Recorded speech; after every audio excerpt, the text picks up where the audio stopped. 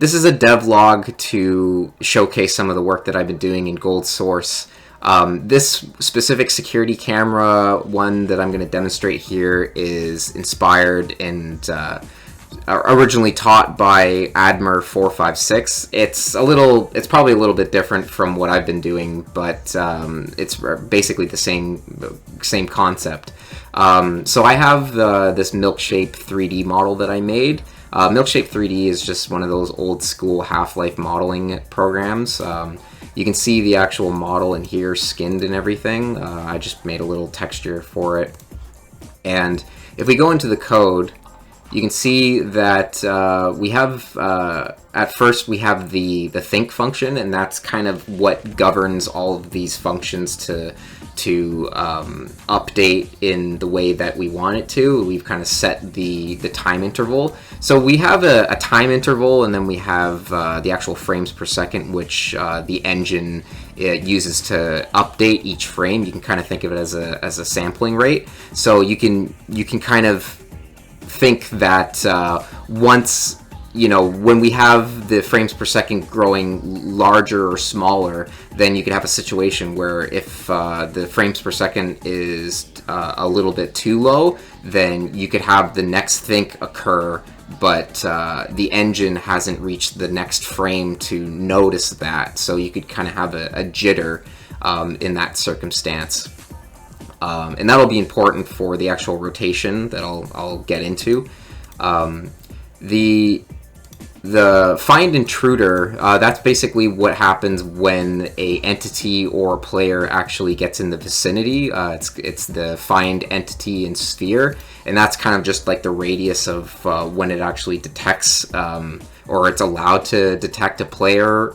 And if it's an actual player, then we go to is visible. So this is where the actual magic happens.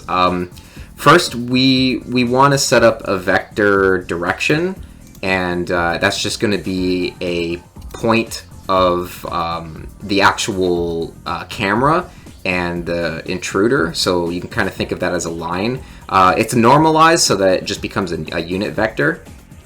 And then we basically create a basis vector for the actual camera where it's facing. Since it's facing forward, it'll have that other line. So then we have an angle that we can kind of measure here, and so that's what we're trying to figure out with the dot product is when the angle is at a specific, I think it's 60 degrees.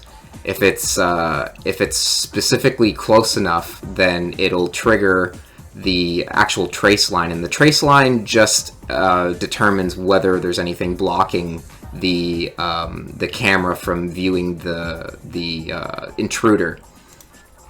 And we can see that the think actually causes the rotation function. So if we go down there, we can see that if there is an intruder, then we'll get the direction of where the intruder is, and then the angle of the camera will kind of snap to that direction, and it'll start following him. But if it doesn't, then the rotation is just going to rotate. And this is a important thing, because let me just show you here. We have the rotation based on the frame time, because since I mentioned that the frames per second can grow smaller or larger, that would be bad if we were just doing it based on the time interval and not frames, because it will end up rotating faster or slower based on how fast the frames per second is. So doing it by the actual frame time, we can get this where if the frame time is smaller, then it will always, or if it's smaller or larger, it'll always rotate 15 degrees per second, and that keeps it stable, so it's not it's not growing faster and larger, or faster and slower based on the frames per second, because that would obviously not be a good thing.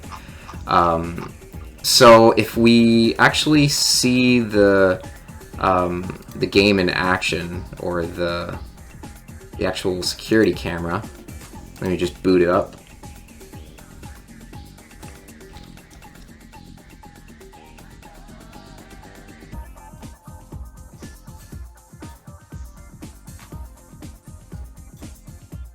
Freeman, who would have thought you'd still be alive?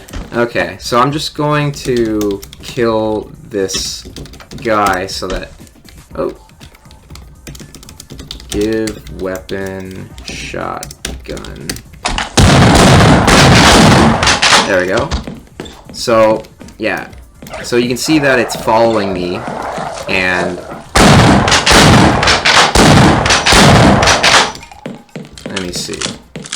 So yeah, now you can see that it's rotating because it doesn't see me. And when I'm in the correct...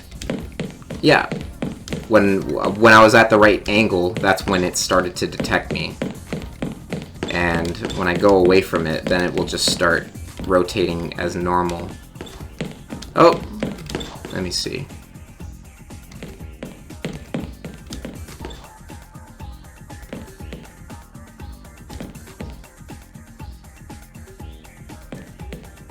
Yeah, there we go. So if I stand away from it, then you should notice that it'll just keep rotating because I'm not in the actual sphere. But as soon as I get close enough, it will detect me, and as long as I'm in the specific dot product angle that I wrote, yeah, there you go. Yep, so that's about it. I hope you guys thought this was a bit interesting. In the next one, I'll try to see if I can make like any sort of projectiles come out of it, or some sort of laser beam. I think that would be a next cool project. But yeah, I hope you guys like this.